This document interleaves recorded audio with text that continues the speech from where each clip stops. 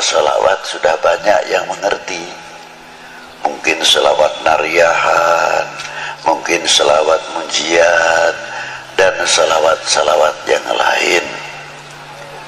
Salawat dengan ayatnya yang sangat terkenal, sangat populer, innallaha wa malaikatahu yusalluna 'alan nabi ya ayyuhalladzina amanu sallu alaihi wa sallimu taslima. Ditafsirkan oleh Ibnu Hajar Qadil Iyad dalam kitabnya Asy-Syifa yang dikumpulkan oleh Sayyidi Syekh Muhammad Yusuf atau Sayyid Yusuf An-Nabhani di dalam kitab Sa'adatud Darain. Diterangkan oleh Ibnu Hajar Al-Haytami Al-Asqalani dan Syekhul Islam Imamun As-Subki dan Abu Bakar Jalaluddin As-Suyuti, tokoh-tokoh yang sangat ma'ruf, menafsirkan innallaha wa malaikatahu yusalluna 'alan nabi. Salawatnya Allah kepada baginda Nabi khususiyah, berbeda salawatnya Allah Ta'ala yang diberikan kepada nabi-nabi terdahulu sebelum Nabi kita Sayyidina Maulana Muhammad sallallahu alaihi wasallam. Kalau salawat yang diberikan kepada para anbiya rahmatan mutlak, tapi yang diberikan kepada baginda Nabi maknanya salatullahu alaihi sallallahu alaihi wasallam salatan rahmatan makrunatan bita'zim. Berbeda sekali.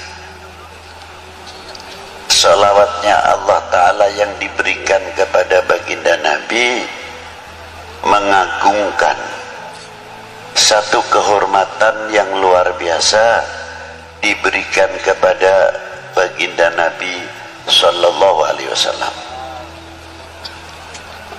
Lautan rahmat yang tiada bertepian, rahmat yang sangat luar biasa, tapi tidak mungkin orang itu akan menggapai rahmat Allah Ta'ala yang diberikan kepada baginda Nabi tanpa ada pancingnya, syaratnya. Syaratnya apa? Dengan sholawat lagi. Jadi kalau kita membaca selawat kepada baginda Nabi, yang untung itu bukan baginda Nabi, yang untung sebetulnya kita. Itu diantaranya. Jadi jangan bangga, jangan salah faham seolah-olah kita bisa mendoakan baginda Nabi. Tidak, dengan salawat itu justru mendapatkan doa baginda Nabi sallallahu alaihi wasallam. Buktinya apa? Di makam baginda Nabi sallallahu alaihi wasallam itu ada satu malaikat ila yaumil qiyamah yang menunggu makamnya Rasulullah, setiap hari menerima sholawatnya umatnya, disampaikan kepada Rasulullah. Yang hebat itu tidak pribadinya saja. Malaikat cara menyampaikan kepada baginda Nabi disebutkan orang tuanya. Ini sholawatnya fulan bin fulan ya Rasulullah kepadamu. Jadi kalau kita ini mengangkat sholawat, walaupun yang bersalawat itu anak sendirian atau orang tua,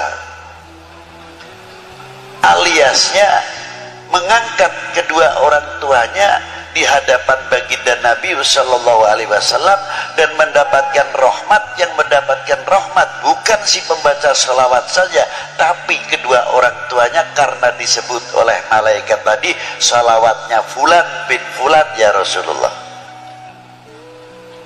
Kelihatannya sepele. Ma'asyiral muslimina rahimakumullah, takdimnya Allah subhanahu wa ta'ala makrunatan bita'dim, ada satu kandungan nilai-nilai akhlak yang luar biasa. Di antaranya apa? Allah ta'ala memberikan satu contoh nilai akhlak, nilai adab. Karena tadi makrunatan bita'dim, apa di antaranya? La taj'al du'a ar-rasul bainakum kadu'a ba'dukum ba'da. Jangan engkau memanggil kepada kekasihku ini sebagaimana engkau memanggil sesamamu. Allah Ta'ala tidak pernah memanggil dengan kalimat nida ya Muhammad atau ya Ahmad. Tidak ada itu. Coba dari mulai Bismillahirrahmanirrahim, Alif Lam Mim sampai kepada Qul a'udzu birabbin nas, tidak ada kalimat nida ya Muhammad atau ya Ahmad. Ada khobar wa ma Muhammadun illa rasul, begitupun pangkatnya Rasulullah di bawah illa rasul.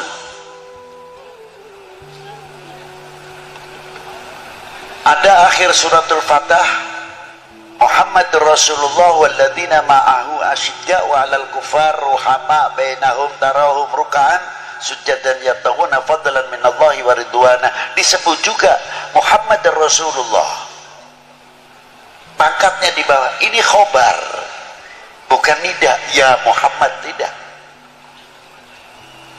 Tapi panggilan Allah Ta'ala yang langsung kepada baginda Nabi Shallallahu Alaihi Wasallam yang dipanggil apa?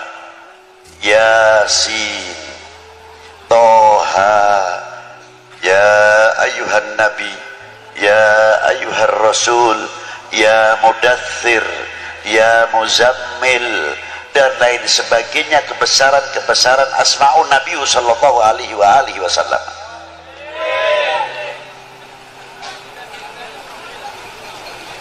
Itu diantaranya.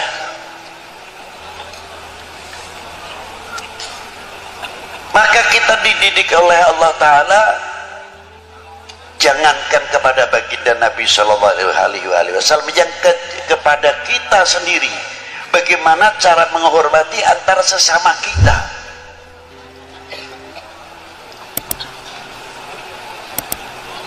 Ada bapak kepala desa, kita tahu namanya si A, umurnya jauh lebih tua saya, tapi beliau sudah mendapatkan kepercayaan oleh orang sedesa menjadi bapak kepala desa.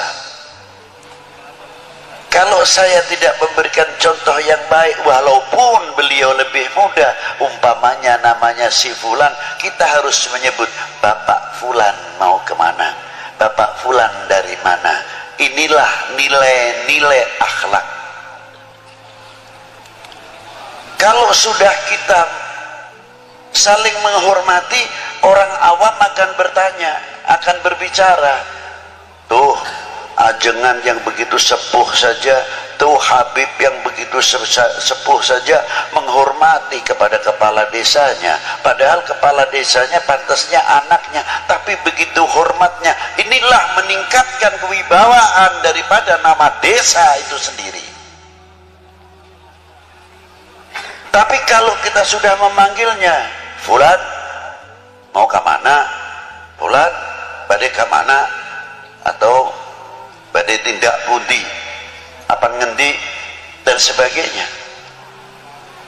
secara tidak langsung menjatuhkan kewibawaan pimpinan-pimpinan yang ada di dalam desa itu, walaupun dalam sekup yang kecil. Itu hebatnya. Maka Allah Ta'ala selalu memberikan bimbingan, tuntunan terus kepada umat baginda Nabi Sallallahu Alaihi Wasallam. Ini contoh yang luar biasa.